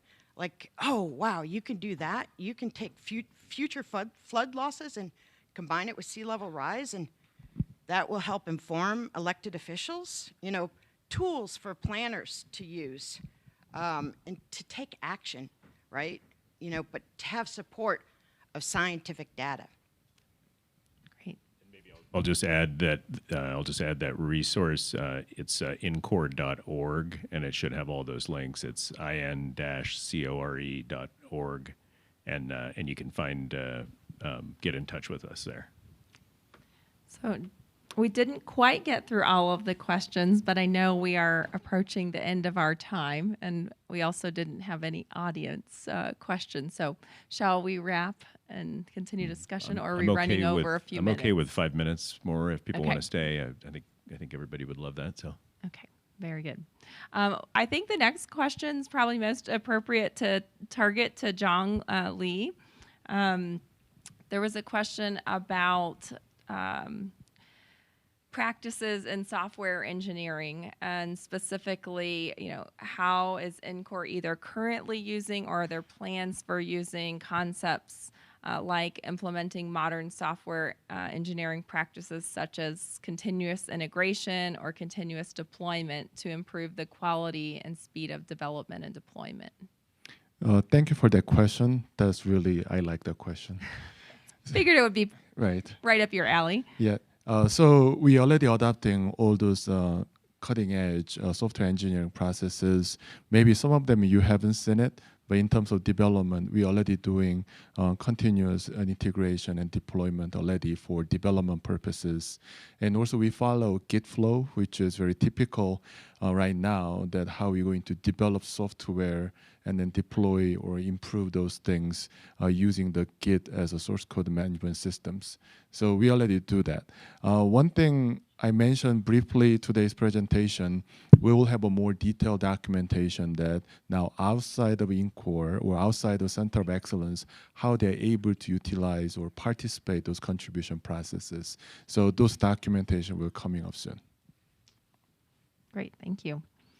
There was another question about best practices, but this was more related to business and technology teams. So the question was related to business technology partnerships. And are there interests or pursuits of encouraging closer collaboration between the business side and technology teams to lead to innovations that are both technologically sound and also aligned with strategic objectives? And I see this question maybe tied either to Jong or John and Jamie about kind of the future of POEs, for example, and how we're going to pursue that. I can answer some technical aspect and ask that maybe John could answer better than other topic. So the important part is a license of NCORE. Currently, we're adopting Mozilla Public License version 2, which allows to have a very good license to work with a business. In other words, it could turn that into some of the advanced version is in the closed source if they need to, or there's several different flavor we could do that. So current license have this passes that we can have a collaboration with the businesses if they want to do that together. Yeah, and I think, that being said, we're also very open to partnerships with businesses. There's just a very, just an enormous amount of expertise across those that have been in the center, those that are in the center, and those that will continue to be in the center. And Jamie Cruz reminded me just to mention that, that although we're coming up on the end of the formal funding period from NIST, and I think we had that question about sustainability, we do plan to then start in-core conferences next year. And so those will be for users, for contributors, for those that are doing business with in-core or using in-core, all those things. So definitely, there's no holds barred. Just get in contact with us and we'd love to talk to you. Thank you. There was a question that I think might relate to what we've learned through community engagement, perhaps from Sarah or from Katie. How do we present in-core results to politicians in a method that can inform actionable policy execution? So what do you think we've learned about how to present this information? We've been having these conversations, and it seems as if the economics model is probably a very good way to start for elected officials. What mitigation is going into different projects, and for instance, what could happen present day, 25 years, 50 years, 75 years, if you allow this development to happen in these areas without codes, policies to address the damage over the course of 75 to 100 years. So really being able to show visually what that looks like at a community level. I'm speaking directly to flood, but with other type of actions as well. Thank you. Sarah, did you want to add anything to that as well? Yeah, I can add some real examples of how this has been done already with our current partners, Salt Lake City, Galveston, and Joplin. Each of the retrofit strategy models, we have tornado retrofit, we have hurricane retrofit elevation, and also buyout for Galveston, and then for Salt Lake City, the seismic retrofit. Each of those have embedded in them calculation of costs based on building components. Milad can give you some more details in terms of how the seismic model calculates the cost, depending on what zone they are selecting in, what combination of strategies they want to use when they're building their strategy, selecting their strategy, and what percentage, how many buildings, depending on type, multifamily, single family, and we have different types of that. So they do see the cost associated every time they come up, the user comes up with a combination of retrofit strategies depending on where they are. And one example I can give you in terms of specifically politicians, Salt Lake City, one of the exciting developments that is happening, they asked us, they were the only city that asked us to produce the retrofit strategy results broken down not just by the ethnicity of the homeowner or tenure status or those kinds of socioeconomic features, but also break it down by their own council and districts, because they want to use them retrofit model results, the choices that the Fix the Bricks team, the Fix the Bricks grant team is making right now. They want to present that at near future city council meeting, so that the different city council members, depending on what district they represent, can see the distribution unit by unit, can see the distribution of the costs and benefits, so that they can build among these local politicians support and buyout for going after, as I mentioned, a new round of CDBG, Community Development Block Grant money, especially for their low to moderate income neighborhoods. That's why they wanted this broken down by zones. And expanding the possibilities of what this program, Fix the Bricks, that has really good reputation since 2016 in the city, what this can do beyond the budget that they have had so far. So cost already, luckily, has been incorporated and has been a really important part of what we had done in the workshops with the communities.